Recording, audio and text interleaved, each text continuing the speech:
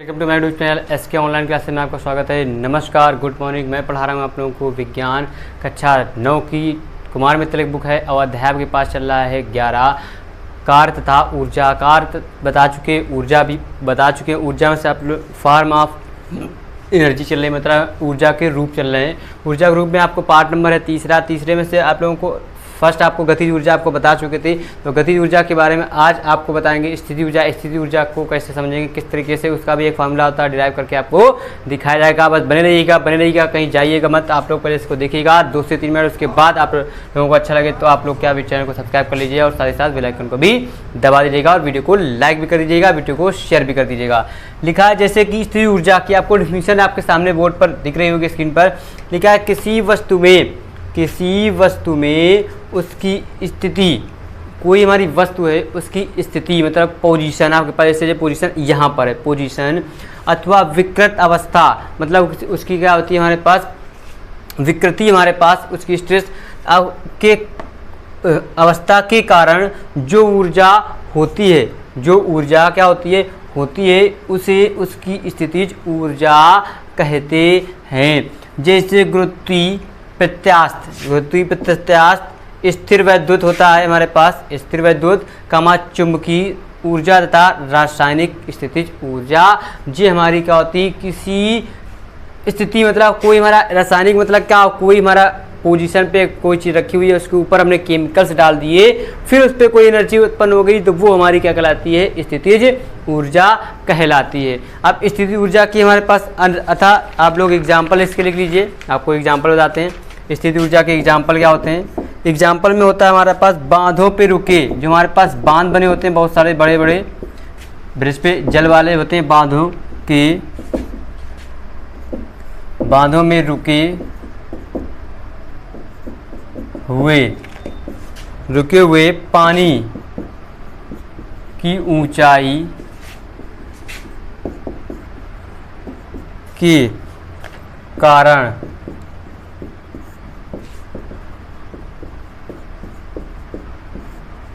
स्थितिज ऊर्जा के कारण स्थितिज ऊर्जा जो होती है वो भी हमारी क्या कहलाती है, गुरुत्वीय स्थितिज ऊर्जा। मतलब क्या होता है हमारे पास, क्या जो बांध होते हैं, बांध बहुत बड़े बड़े बांध होते हैं, उस पर जो पानी लगा होता है तो उस पानी पे भी हमारी स्थितिज ऊर्जा उत्पन्न होती है। उस पोजीशन के पास एक वॉल लगी होती है, उस पर हमारा पानी क्या रिटर्न मार के फिर वापस चला जाता है। दूसरा पॉइंट, दूसरा एग्जाम्पल जैसे हमने फर्स्ट लिखा, दूसरा लिखा हमारे पास तनी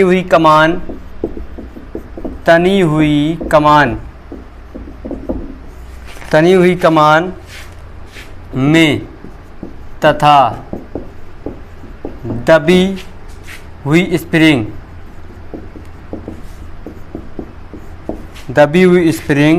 आदि में स्थिति ऊर्जा संचित रहती है। आदि में स्थितिज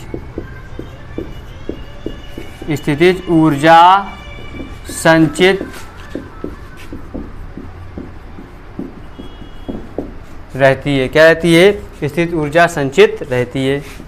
तीसरा पॉइंट में आप लोग को देखिए यहाँ पे जो हमारे पास कमान होता है, तीर कमान होता है, ऐसे खींच लेते हैं उसको। तीर कमान जैसे क्या होता है, ऐसे अगर खींचते हैं, खींचने पे हमारा स्प्रिंग भी लगी होती है, मान लीजिए वो लगी होती है स्प्रिंग पे, दबी हुई स्प्रिंग आदि में जो स्थिति ऊर्जा पोजीशन में सेट करी, फिर उसके बाद हमने खींचने के बाद फिर उसको ड्रॉप कर देते हैं, तो क्या होता है वो तीर आक्रमण आगे चला जाता है, वो खींचने के बाद बैक जो जाती है वही हमारी स्थिति ऊर्जा कहलाती है। अब जो हमारे पास जो होता है एक तीसरा पॉइंट, किसी वस्तु की गतिज ऊर्जा तथा स्थितिज ऊर्जा का योग यांत्रिक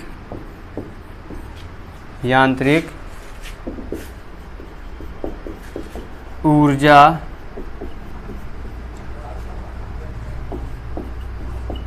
कहलाती है। क्या कहलाती है, यांत्रिक ऊर्जा कहलाती है। तो आप लोग इतना नोट कीजिए, फिर आगे बढ़ते हैं। आपको नेक्स्ट पॉइंट एक और एग्जांपल है बहुत अच्छा। मतलब क्या होता है, जो हमारी यांत्रिक ऊर्जा और गतिज ऊर्जा का जो योग होता है वही हमारी गतिज ऊर्जा और स्थितिज ऊर्जा का जो योग होता है वो यांत्रिक ऊर्जा मतलब डायनेमिक एनर्जी कहलाती है। आप लोग इतना नोट कीजिए, फिर आगे बढ़ते हैं आपके पास इसी में एक चौथा एग्जाम्पल, उसके बाद फिर आपको बताते हैं इसका फार्मूला जो प्रूवमेंट किया जाता है। जल्दी से नोट कीजिए, फिर आगे बढ़ते हैं।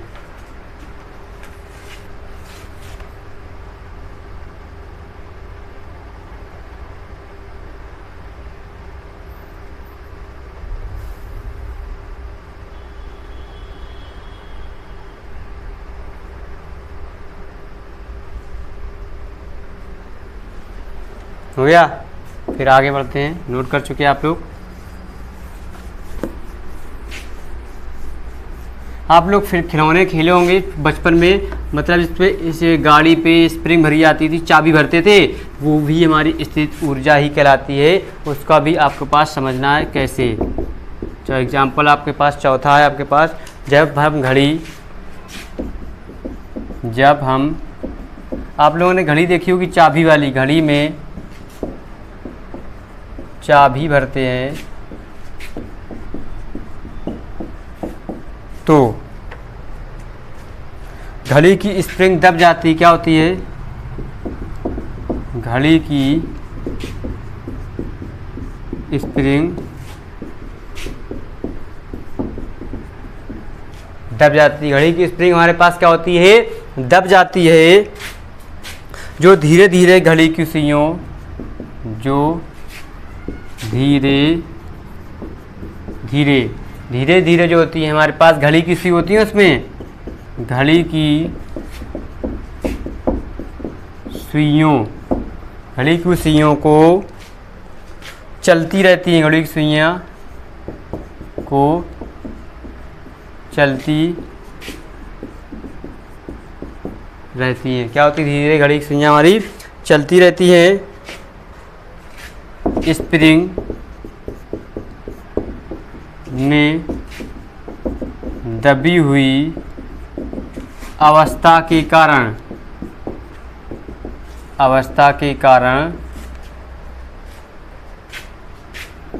ही स्थितिज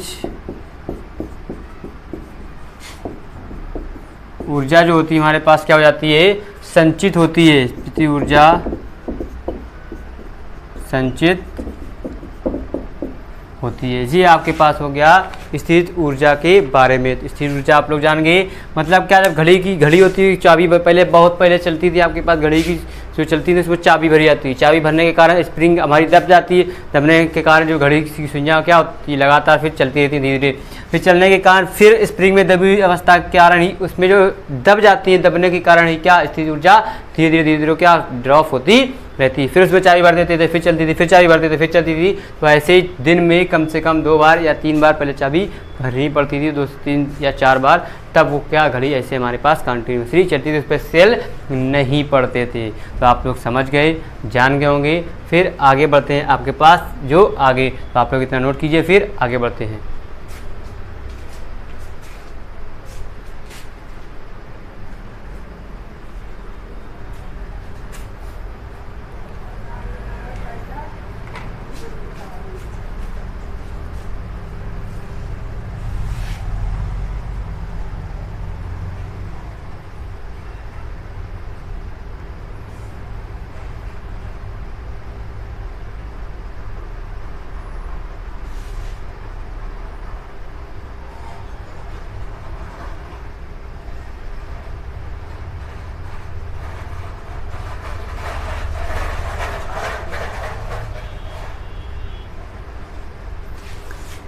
हाँ देखिए, आप लोग नोट्स कर चुके होंगे। अब आगे इसी के अंदर एक टॉपिक है स्थिति ऊर्जा में ही, वो आपको पढ़ना है,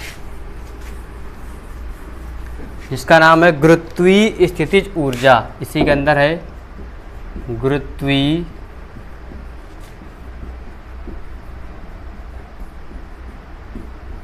स्थितिज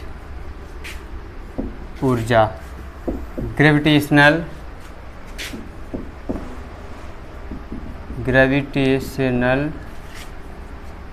पोटेंशियल एनर्जी।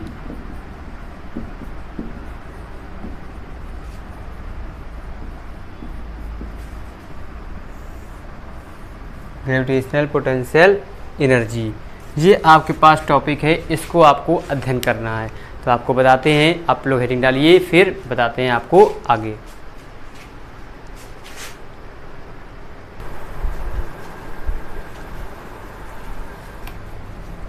ठीक है, अब देखिए यहाँ पे लिखा गुरुत्वीय स्थितिज ऊर्जा, ग्रेविटेशनल पोटेंशियल एनर्जी क्या होती है।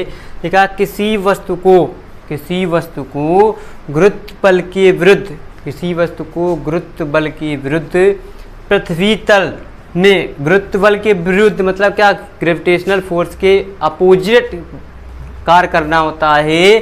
तो पृथ्वी तल से किसी ऊंचाई तक ले जाने में, पृथ्वी तल से किसी ऊंचाई तक ले जाने में किया गया कार्य उस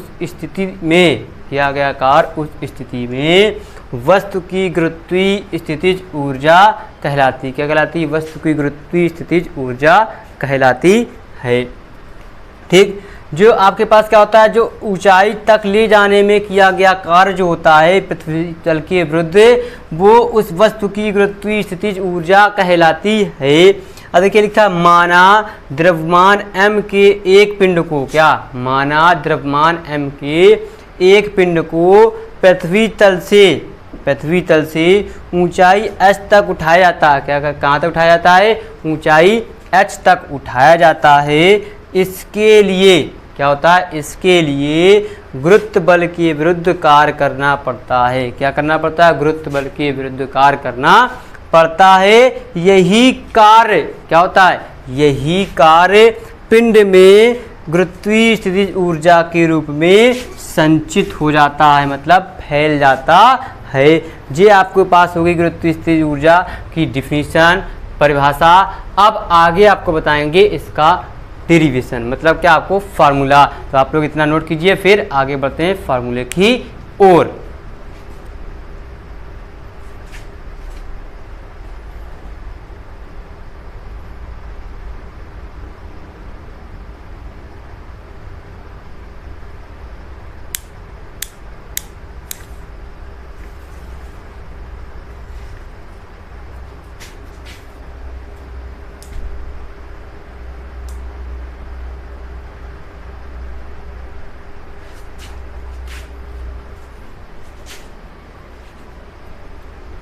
हो गया होगा, आप लोग नोट कर चुके होंगे। फिर आगे बढ़ते हैं आपके पास।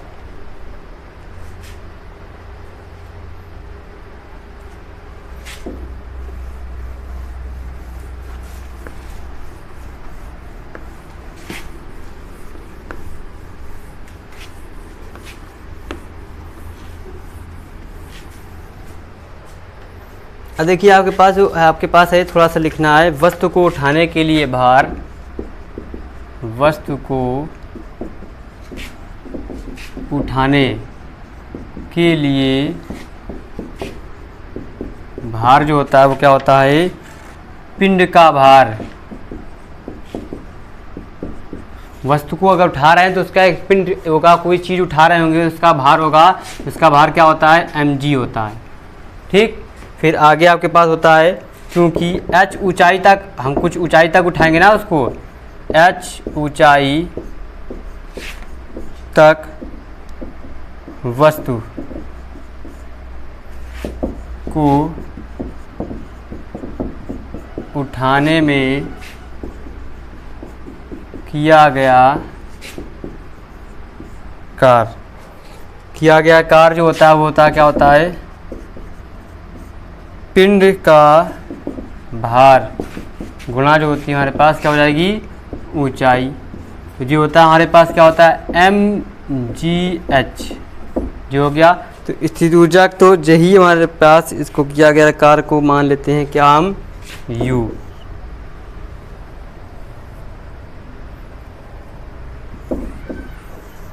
इसका भी मात्रा क्या होता है हमारे पास, जूल ही होता है। देख लीजिए आपके पास हो गया, ये फार्मूला भी आपको मिल गया, आप जान गए स्थितिज ऊर्जा क्या होती है। मतलब जिस पिंड को हम उठा रहे हैं, और जैसे इसको उठाया हमने इतनी ऊंचाई तक, तो वो ऊंचाई और इस पिंड का जो भार, वेट जो होता है, द्रव्यमान मतलब मास कितना है, और g 9.8 होती है उसको रख देंगे, और h का मान मतलब जितनी ऊंचाई रखी उसको गुणा कर देंगे, तो हमें स्थितिज ऊर्जा मिल जाती है। ये नोट कर लीजिए। फिर आपको जानते हैं UMGH क्या होता है, वो भी आपको लिखा देते हैं, जहाँ पर आप लिख लीजिएगा, ये नोट कीजिए जल्दी से। फिर आगे बढ़ते हैं।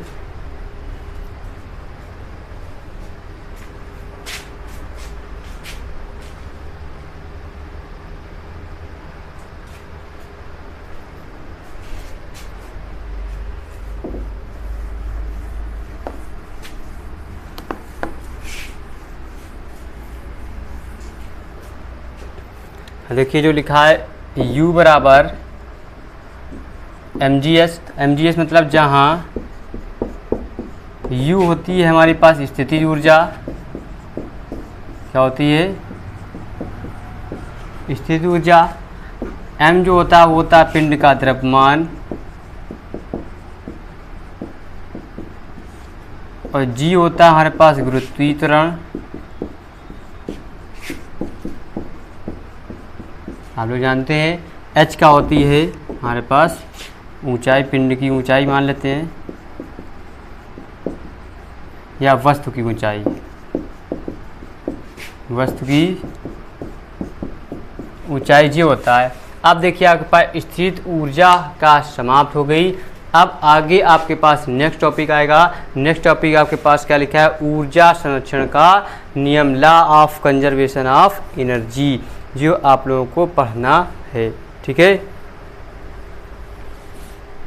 आप लोगों के पास आगे जो टॉपिक बचे हुए हैं, प्रत्यास्थ स्थितिज ऊर्जा, गुरुत्वीय स्थितिज ऊर्जा, चुंबकीय स्थितिज ऊर्जा, रासायनिक ऊर्जा, नाभ की ऊर्जा, ये सारी जो ऊर्जाएं हैं ये भी आपको बताई जाएंगी, लेकिन आपको बताने से पहले वो सारी चीज़ें आपको देखनी है। तो आज के लिए इतना ही रहेगा आपके इस पार्ट में। कल आपके लिए आपके से फिर से आपको पास आएंगे, आपको स्थिर ऊर्जा बताई, गतिज ऊर्जा बताई, तो आपको ऊर्जा, अब ऊर्जा की जो फॉर्म है वो आपको थ्योरी बेसिकल में वो आपको समझना है, हम आपको समझा देंगे। ठीक है, फिर आगे आपके पास आ जाएगी पावर, तो पावर को आपको अच्छे से पढ़ना है कि पावर कितनी होनी चाहिए। ठीक, तो आज के इतना ही, कल फिर मुलाकात होगी आपके पास नए जोश, नई एनर्जी, नए उत्साह के साथ। और आपके पास जाने से पहले क्या करना है, आपको काम करना है क्या, वीडियो को लाइक करना है और वीडियो को शेयर करना है कि आपके थ्रू किसी और का भी फ़ायदा हो जाए, आपके थ्रू कोई और भी पढ़ सकता है। फ्री ऑफ कॉस्ट, आपको कोई पैसा, कोई चीज़ आपको यहाँ पर नहीं देनी है। ठीक है, बस आप लोग को सिर्फ का सिर्फ पढ़ना है। ठीक है, तो कल फिर मिलेंगे। नमस्कार, बाय बाय, टाटा।